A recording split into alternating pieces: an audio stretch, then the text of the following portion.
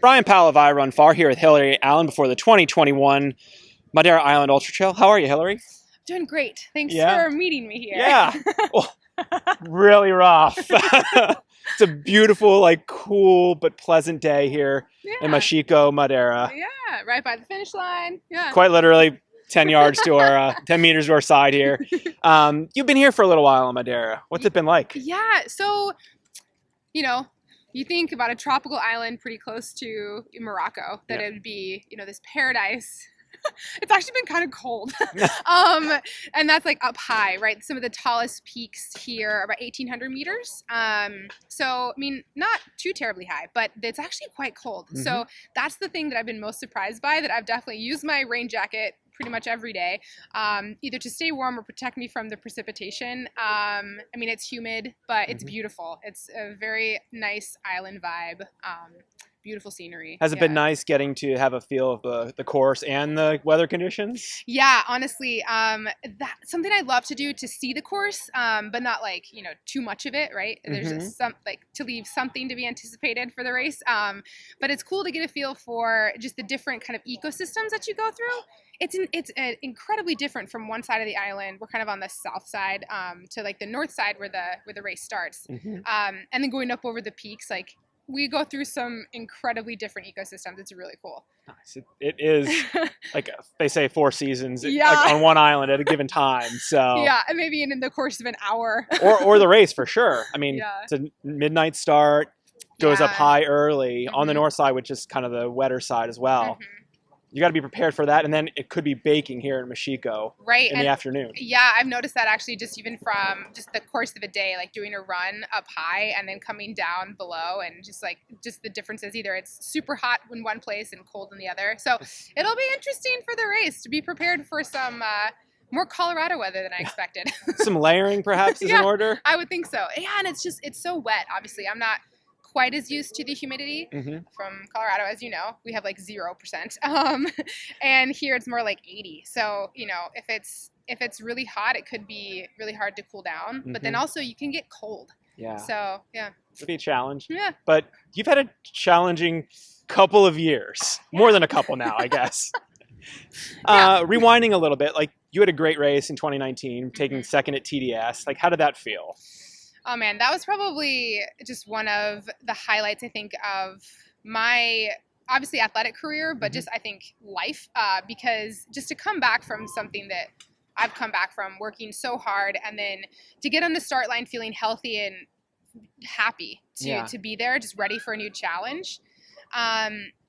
Just to race that actually, and to be so focused on the competition, but also just internally, within myself for a race. It felt just so gratifying to cross the finish line and within minutes of, the first place after battling for almost a day on one of the hardest courses and the longest courses that I've ever done. It was just extremely satisfying, and it represented more than just a race or a performance. Yeah. And then more recently you've been faced with another challenge with your foot. Yeah. Which unfortunately took you out of UTMB. What happened there? Yeah, so, I mean, the foot injury, so I broke my foot in, let's see, I was running on it for 3 weeks before I knew it was broken, so severely. So I actually had surgery in early April. And, you do the math. April, I was, this was actually an injury that was related to the whole accident. My body has changed. So, basically, I had to take 5 weeks off, not doing anything. So then, you put the timeline. So it's pretty amazing that I was even on the start line of UTMB, feeling healthy. But basically, that foot fracture, I had surgery, and I have a plate in there now. It wasn't quite 100%, and I knew that going into the race. But I stepped on a rock perfectly, and kind of, just re-aggravated that break point. And so I had to take a little bit of time off. Got approval from the doctors to start running again. And here I am. At least seeing you out on that UTMB course, it was kind of crushing. Yeah. You mean seeing me afterwards? Yeah. Wait, when did I see you? Yeah. What I've seen you in Courmayeur? I think in Courmayeur, because I stopped just before. Yeah. And it was so crushing, because it's I worked so hard, trying to. use different training methodologies to get myself ready. I was feeling very strong, extremely motivated also. And it was just, yeah, it's just crushing because I love to do these things. I love to challenge myself. And, you know, I think I want to compete at these really competitive and high level races. And then just having the cards not quite go into place was emotionally just, it's pretty devastating. But you bounced back yet again and ran 3 races at Broken Arrow. Was that, did your doctor prescribe that? Because I don't know if that's... No. Okay, we won't tell anybody. I know. He's not going to watch this, hopefully. Yeah, so he definitely didn't prescribe that. But, you know, it's like, for me, it was just, the Broken Arrow meant something to me emotionally because that was the first race that I did after, you know, everything in 2017. And so to go there again was just kind of a celebration. And I think for me, it was like, well, I have bigger goals. I want to do some longer races. And so for me, the best preparation was to kind of do the Triple Crown, to do all 3 of the races and see how the body held up.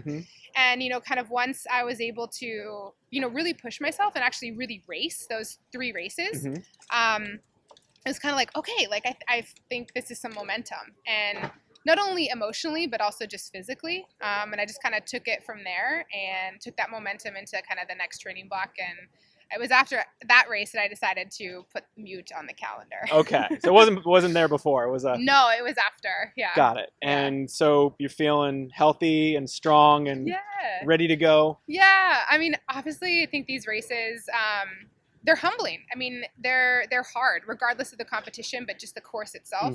So I have an immense amount of respect for this island and the race directors and whoever put this crazy course together. You know, I've actually have a history with Madeira. I've been here twice before for the Ultra Sky Marathon in 2016 and 2017. And I love the feel. I love the organizations. The people are just so amazing. And the mountains here are rough. And so I think with all of that, I'm feeling excited. I'm feeling as ready as I can at this point, and with everything that I've been through this year, you know, excited for the competition and excited for, you know, the challenge of the course, because that's really what it's all about. What do you think will be most challenging about the course? You've run the whole thing. Yeah. What stands out in your mind? I mean, everyone says the stairs. Yes, those are going to be hard to get a rhythm, but it's such a brutal beginning of the course. And I think 2 things. The temperature differences are going to be a challenge. But like every single climb, there's 2 climbs in the first 20 miles that are both vertical kilometers. And so, you know, and I think every climb, actually every like substantial climb is a VK. And there's 3 of them at least in the course. And the other one I think is just a half or 3/4 of a VK. So I think that's going to be crazy. But then you add on top of it the last 30K or the last, you know, marathon of the course. It's actually extremely runnable. So, you know, to have some leg speed and to kind of quote unquote save some legs for the end, if you can do that in the ultra. Yes, I think that'll be a good challenge. Yeah. All right. Well, good luck with that and have fun this weekend. Thanks so much. Thank you.